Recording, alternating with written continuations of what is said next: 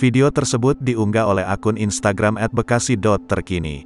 Dalam rekaman CCTV yang beredar, tampak seorang ibu-ibu yang belakangan diketahui seorang pencuri hendak memasuki sebuah warung kopi. Ia yang mengenakan berpakaian merah marun dan tas selempang ini bisa dibilang sangat sopan saat beraksi. Pelaku bahkan melepas sandalnya sebelum masuk ke kedai kopi tuk-tuk yang berada di Jalan Raya Kranggan, Kota Bekasi, Jawa Barat. Beberapa menit berada di dalam kedai kopi tersebut, saat keluar pelaku menggondol uang 7 juta rupiah dan iPhone. Kanit Reskrim Polsek Jatisampurna, Ibtu Valeri Jlekahena mengatakan, pelaku masuk ke area kedai kopi melalui pintu utama yang tidak terkunci.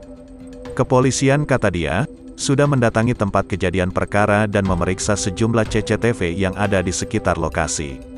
Sementara kita masih melakukan penyelidikan untuk mengetahui identitas pelaku, kita juga melacak keberadaan pelaku agar segera kita ungkap, paparnya.